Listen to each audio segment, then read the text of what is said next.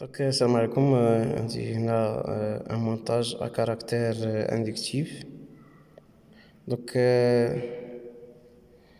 On a une tension d'alimentation, la valeur efficace 36 volts, 50 Hz.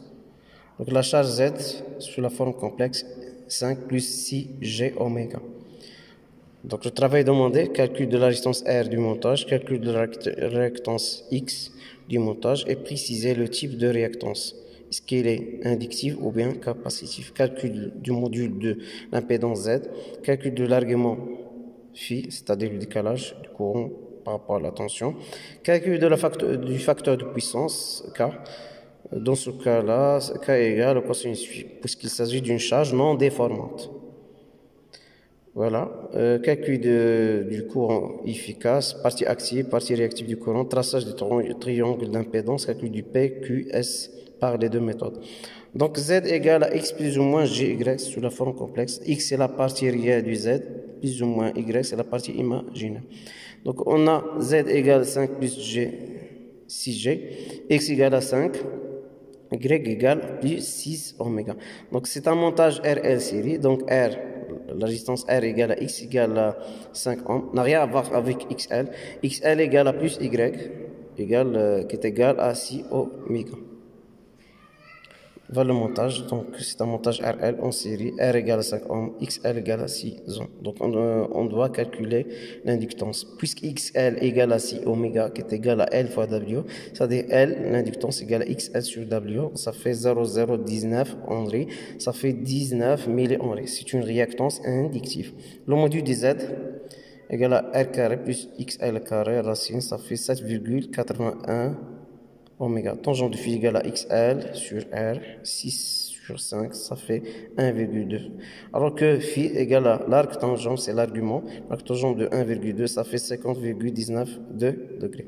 Le cosinus phi, c'est-à-dire le facteur de puissance égale 0,64, alors que le sinus phi égale 0,768. Alors, I efficace, c'est U efficace divisé par le module de Z.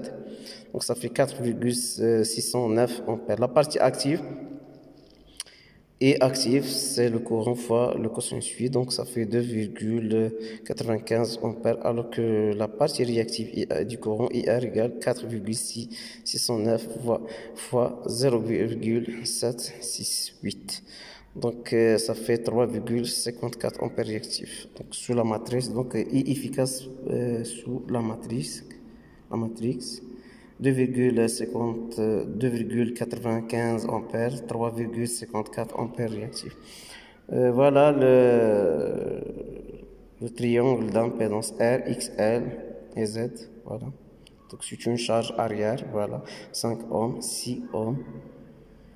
Voilà, d'après Pythagore, 7, donc Z, le module de Z est égal 7,91 phi. Alors, le décalage, donc c'est un décalage arrière.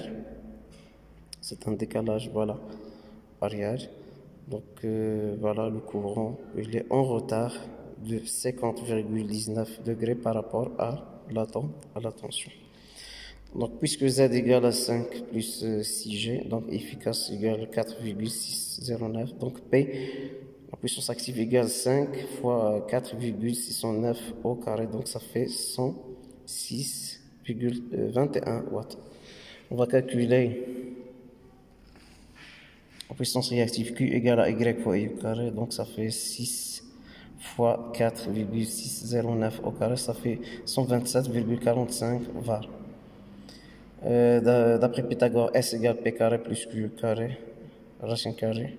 Donc ça fait 165,9 volts ampères. Une autre méthode, c'est le produit U efficace fois efficace. Donc 36 volts fois 4,609, ça fait 165,92 volts ampères. Voilà.